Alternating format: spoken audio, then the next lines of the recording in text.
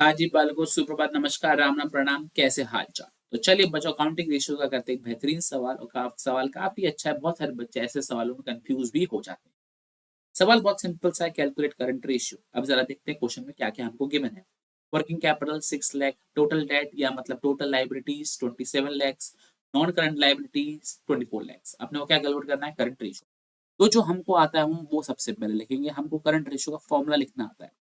Current ratio का formula हमारे पास क्या होता है? Current assets upon current liabilities, right? हाँ जी। क्या क्वेश्चन के अंदर अपने को करंट एसेट दे रखा है? नहीं दे रखा है। क्या क्वेश्चन के अंदर अपने को करंट लाइबिलिटी दे रखा है? नहीं दे रखा। ओके, कोई बात नहीं। लेकिन क्वेश्चन में टोटल लाइबिलिटी दे रखी है 27 lakhs की, राइट?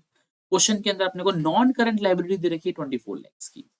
तो क्या बालक, क्या हम ये बोल सकते हैं जो टोटल डेट्स होते हैं, टोटल डेट मतलब टोटल लाइबिलिटी, ये किसके बराबर होता है?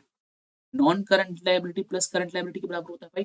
किसी भी कंपनी या किसी भी ऑर्गेनाइजेशन की लायबिलिटी, टोटल लायबिलिटी किससे रिलेटेड होगी? नॉन करंट और करंट। तो टोटल लायबिलिटी इफ 27 lakhs हो, नॉन करंट लायबिलिटी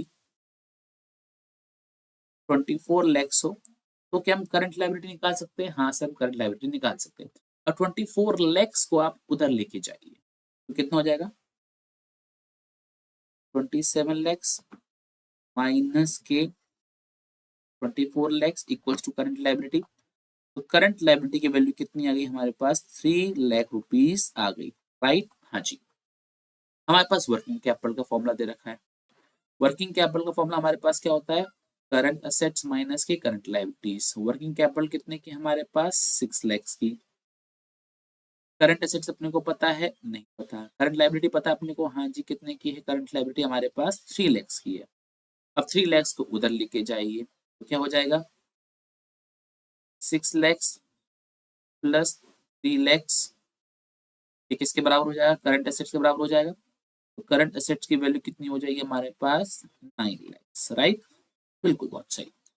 अब हमारे पास करंट एसेट भी दे रखा है, अब हमारे पास करंट लाइबिलिटी भी दे रखी है। बस फॉर्मूले में पुट करिए, हमारे पास आंसर आ जाएगा। तो 9 lakhs डिवाइडेड बाय 3 lakhs, 3/1, और इसमें क्या लिख सकते हैं? 3:1, राइट? बहुत। तो चलिए बच्चों, ये था हमारा एक सवाल, बहुत बेहतरीन सा। आई होप अपने को समझ में आ गया हो।